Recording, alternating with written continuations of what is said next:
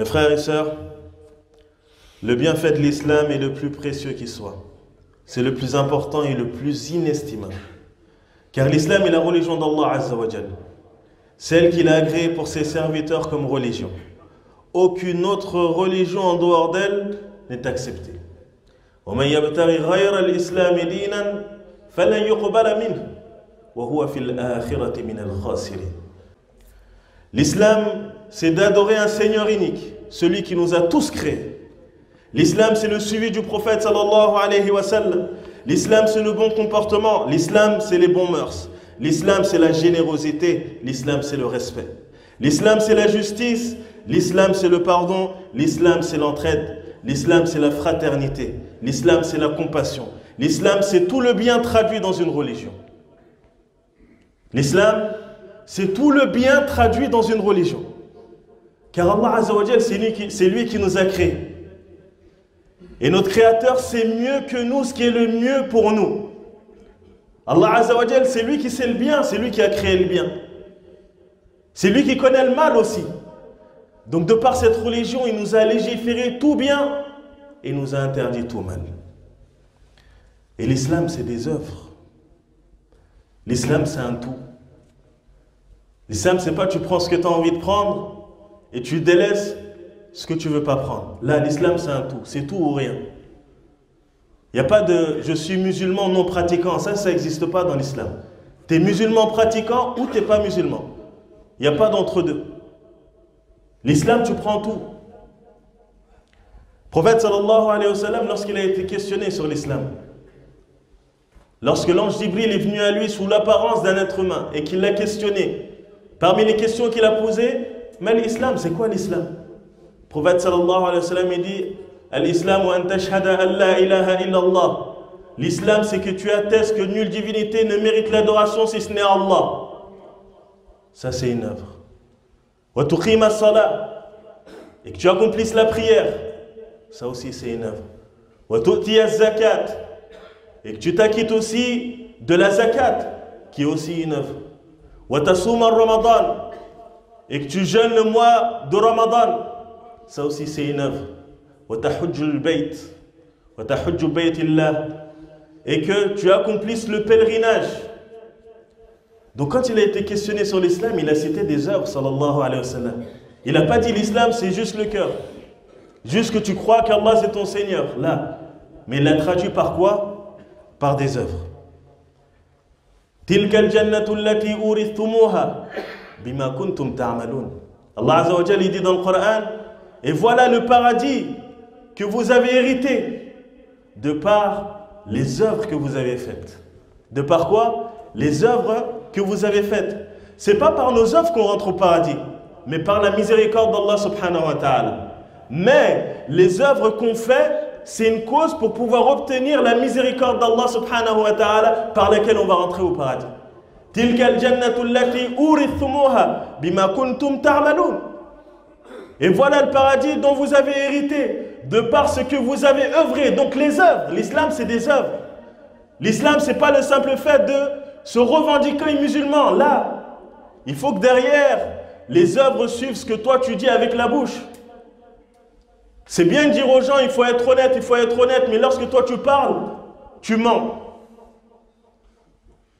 Mais il faut des œuvres derrière. Il faut que les œuvres, elles rendent véridique ce que toi tu dis avec ta bouche. Donc l'islam, il faut que tu le mettes en application. Il faut que tu appliques l'islam. Et quel énorme bienfait d'avoir Allah subhanahu wa ta'ala comme Seigneur. Un Seigneur juste, un Seigneur droit, un Seigneur qui n'aime pas l'injustice, un Seigneur qui s'est interdit l'injustice et qui l'a rendue interdite envers ses serviteurs. Un Seigneur qui aime ses serviteurs. Un Seigneur qui veut le bien pour ses serviteurs. Et c'est pour cela qu'il a légiféré cette religion. C'est pour cela qu'il a envoyé ses prophètes. Allah, il aime ses serviteurs. Il aime ce qu'il a créé. Allah, il a plus de miséricorde pour toi que toi-même t'en as pour ta propre personne. Allah, il a plus de miséricorde pour toi que n'en a ta mère pour toi-même. Allah, il aime ses serviteurs.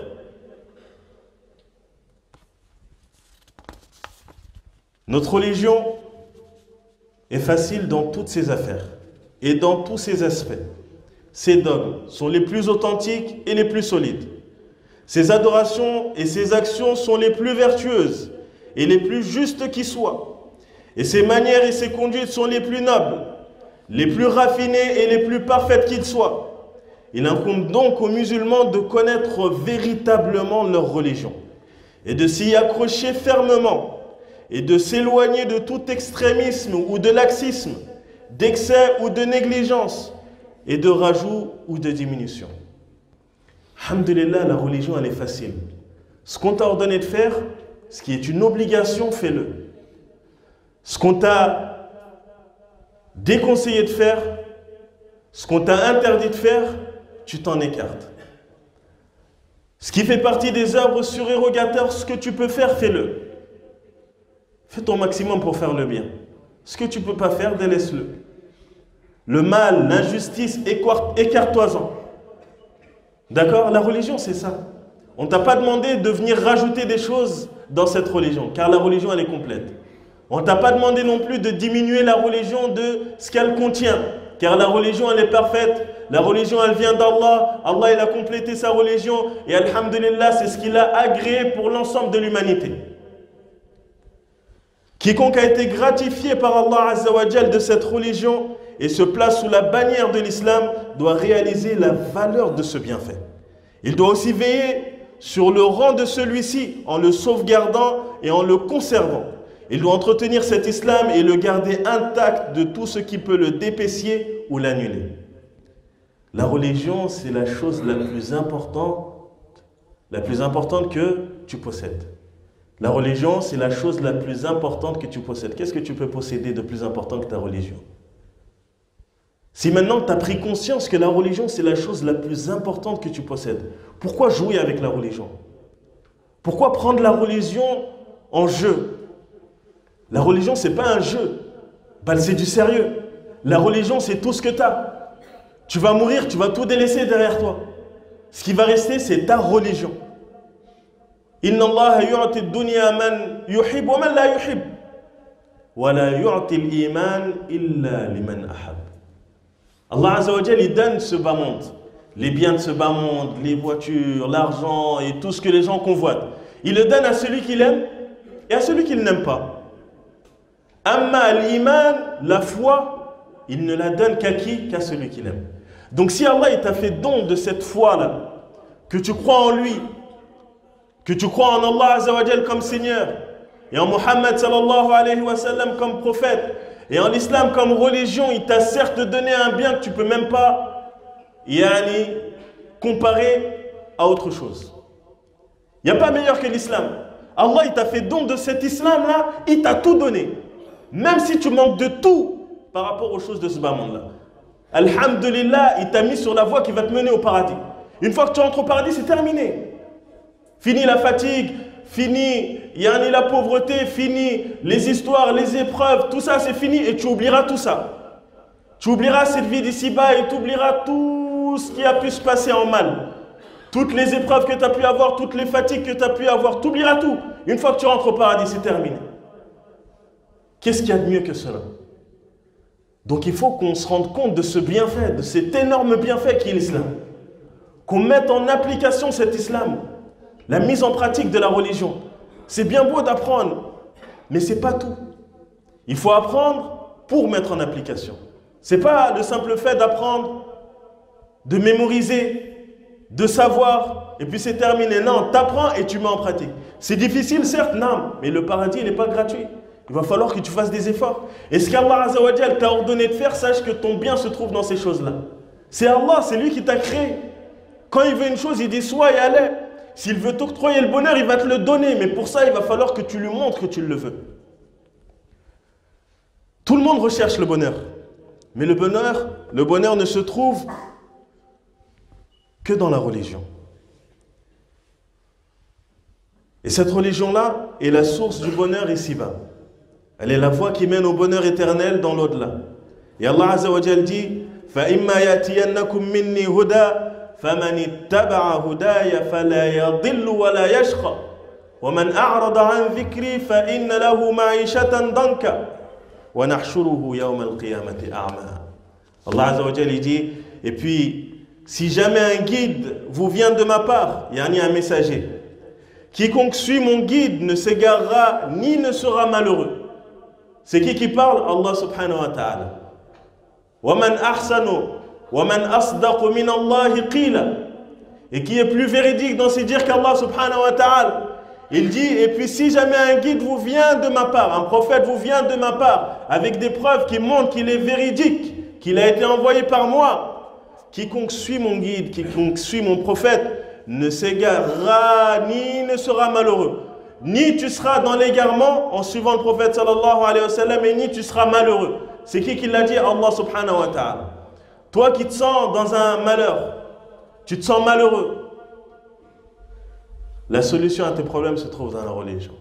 Quiconque suit mon guide, ni ne s'égarera, ni ne sera malheureux. Et dans le cas contraire, quiconque se détourne de mon rappel, se détourne de mon envoyé, se détourne du Coran, se détourne de la sunna du prophète sallallahu alayhi wa sallam, mènera certes une vie pleine de gêne. Et le jour de la résurrection, nous l'amènerons aveugle au rassemblement. Allah, il nous parle. Et nous, on entend. On comprend. Mais pourquoi on ne met pas en application? Et après, on se plaint. C'est comme quand tu vas voir le médecin, un médecin qui est reconnu, qui a fait ses preuves dans la médecine, et que tu as été éprouvé par une maladie, qu'Allah vous préserve de toute maladie, et que ce médecin te dit, Inch'Allah, tu vas devoir prendre ces médicaments que je vais te prescrire. Par la permission d'Allah, ce sera une cause de ta guérison. Maintenant, tu prends cette ordonnance et tu la mets de côté. Tu ne prends pas ces médicaments. Tu ne cherches pas à te guérir par ce que ce médecin t'a dit, alors que c'est son travail. Et ensuite, tu te plains de la maladie. Tu te plains de ne pas guérir, alors qu'on t'a donné la solution. Allah Azza wa Jalla nous a donné aussi la solution pour qu'on soit heureux ici-bas et dans l'au-delà. Et cette solution-là, c'est la religion. C'est la mise en pratique de cette religion. C'est le fait de se soumettre, zahiran wa batinan, intérieurement et extérieurement à Allah subhanahu wa ta'ala. La solution à tous nos problèmes se trouve dans ça. Maintenant, si toi tu penses que tu vas trouver une autre solution que ce qu'Allah t'a cité dans le problème, tu peux toujours continuer à chercher. Mais sache que tu ne trouveras pas. Et j'espère qu'on va revenir à la religion d'Allah avant qu'il ne soit trop tard. Car notre vie, elle est comptée, le temps, elle est compté, les heures sont comptées. Et viendra le jour où on priera sur toi. Et ce jour-là, ça sera trop tard. Tu voudras revenir pour mettre en application cette religion, mais ça sera trop tard. Mais aujourd'hui, tu as encore cette possibilité. Allah Azza wa Jalla t'a laissé encore en vie. Donc qu'on revienne à Allah subhanahu wa ta'ala, qu'on s'accroche à sa religion. ربنا آتنا في الدنيا حسنة